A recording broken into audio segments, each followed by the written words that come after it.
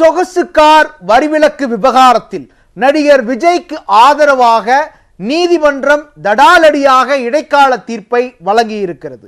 வழக்கின் பின்னணி என்ன? நீதிமன்றம் தடாலடி விமர்சனத்துடன் 1 லட்சம் ரூபாய் அபராதம் கொடுத்திருப்பது வெந்த புண்ணில் வேல் பாய்ச்சுவதாக உள்ளது என்று மேல்முறையீடு சென்ற நடிகர் விஜய்க்கு உயர்நீதிமன்றம் கொடுத்த பதில் என்ன?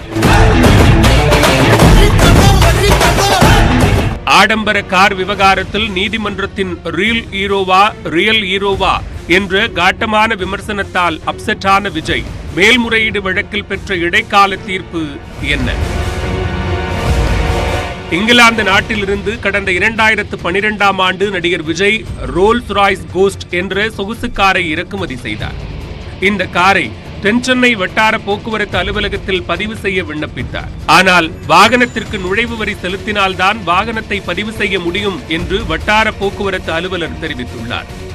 இந்த நுழைவு வரி தொடர்பாக அப்போது நிறைய குளறுபடி இருந்ததால் சுமூகமான தீர்வை எட்ட வரியை ரத்து செய்ய கோரி சென்னை உயர்நீதிமன்றத்தில் கடந்த 2012ஆம் ஆண்டு வழக்கு தொடர்ந்தார். இந்த வழக்கில் சமீபத்தில் தீர்ப்பு வழங்கிய நீதிபதி SM சுப்பிரமணியம் விஜய் தொடர்ந்த வழக்கை தள்ளுபடி செய்ததுடன் 1 லட்சம் ரூபாய் அபராதம் விதித்து உத்தரவிட்டார்.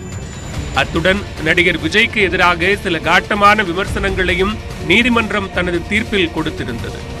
இந்த தீர்ப்பு சமூக வலைதளங்களில் விஜய்க்கு எதிராக பிரச்சாரம் செய்யப்பட்டதால் இந்த தீர்ப்பை எதிர்த்து சென்னை உயர்நீதிமன்றத்தில் மேல்முறையீடு செய்திருந்தார் நடிகர் விஜய். இந்த வழக்கு நீதிபதிகள் M துரைசாமி, R ஏமலதா ஆகியோர் அடங்கிய அமர்வு முன்பு விசாரணைக்கு வந்தது.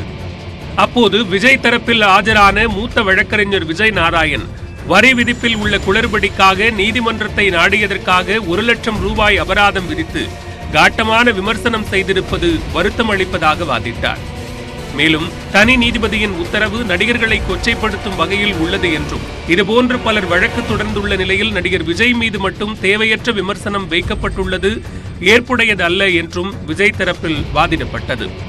1 லட்சம் ரூபாய் அபராதம் விதித்ததோடு தனி நீதிபதி மனுதாரரை தேச விரோதியாக குறிப்பிட்டுள்ளது வெந்த புண்ணில் வேல் பாய்ச்சுவதாக உள்ளது என்றார். நாட்டின் குடிமகனாக நீதிமன்றத்தை நாடிய தன்னை விமர்சித்து தீர்ப்பு வழங்கியது தவறான எண்ணத்தை ஏற்படுத்தியுள்ளது என்றும் விஜய் தரப்பு விளக்கம் நீதிபதிகள் முன்பு வைக்கப்பட்டது. தனி நீதிபதியின் உத்தரவில் இடம்பெற்றுள்ள கருத்து மற்றும் அபராதத்தை நீக்க வேண்டும், மேலும் தன்னை பற்றிய விமர்சனத்தையும் நீக்க வேண்டும் என்று கோரிக்கை முன்வைக்கப்பட்டது.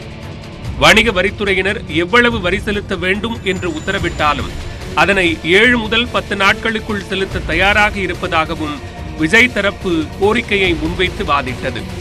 அப்போது அரசு தரப்பில் நடிகர் விஜய் கடந்த 2012ஆம் ஆண்டு கணக்கீட்டின்படி ஏற்கனவே செலுத்தியுள்ள 20% போக எஞ்சிய 80% தொகையை செலுத்தினால் போதும் என்று தெரிவிக்கப்பட்டது. இதனையடுத்து வழக்கை விசாரித்த நீதிபதிகள் நடிகர் விஜய்க்கு 1 லட்சம் ரூபாய் அபராதம் விதித்து தனி நீதிபதி பிறப்பித்த உத்தரவுக்கு இடைக்கால தடை விதித்து உத்தரவிட்டனர்.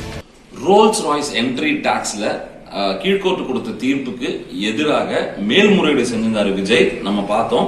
அந்த மேல்முறையீட்டை விசாரிச்ச டிவிஷன் பெஞ்ச் என்ன சொல்லிருக்காங்க, ஸ்டே கொடுத்திருக்காங்க. பட் விஜய் தரப்புல இருந்து ஃபர்ஸ்ட் பெட்டிஷன்ல இருந்து செகண்ட் பெட்டிஷன்ல என்னன்னா அந்த மேல்முறையீட்டுல we are ready to pay the taxes whatever அந்த பெண்டிங் டாக்ஸஸ் பே பண்றோம். பட் அந்த அப்சர்வேஷன்ஸ் விஜயை பத்தி கூறிய சில ஸ்ட்ராங்கான அப்சர்வேஷன்ஸ் நீக்கணும் அப்படின்னு கேட்டிருந்தாங்க. இப்ப சதிக்கு ஸ்டே கொடுத்திருக்காங்க கோர்ட். ஃபேர் ஆஃப் இண்டிவிஜுவலுக்கு அந்த ஒரு லிபர்ட்டி இருக்கு. மேல்முறையீடு சட்டத்திலும் முறை இருக்குன்ற முறையில தான் விஜய் போயிருக்காரு. ஒரு நல்ல விஷயம் என்னன்னா டாக்ஸ் கட்ட மாட்டேன் ரிலீஃப் கொடுங்கன்னு சொல்லி அவர் அங்க போய் கேட்கல. நான் டாக்ஸ் கட்ட தயார், எனக்கு இந்த அப்சர்வேஷன்ஸ்லாம் மட்டும் எடுத்து கொடுங்க அப்படின்னு சொல்லியிருக்கிறது வந்து ஒரு விதத்துல நல்லதா தான் இருக்கு. ஏற்கனவே செலுத்திய நுழைவு வரி 20% போக எஞ்சியுள்ள 80%ஐ 1 வாரத்திற்குள் நடிகர் விஜய் செலுத்த வேண்டும் என்று உத்தரவிட்ட நீதிபதிகள் வழக்கு விசாரணையை ஆகஸ்ட் 31ஆம் தேதிக்கு ஒத்திவைத்துள்ளனர். வரி பாக்கியை செலுத்த தயார், அபராதம் செலுத்த இடைக்கால தடை, தனிப்பட்ட விமர்சனங்களுக்கும் தடை. இந்த நகர்வுகளை பார்க்கும்போது நீதிமன்றமும் விஜய் தரப்பும் சுமூகமான போக்கை கையாளுவதாகவே பார்க்கப்படுகிறது. இந்த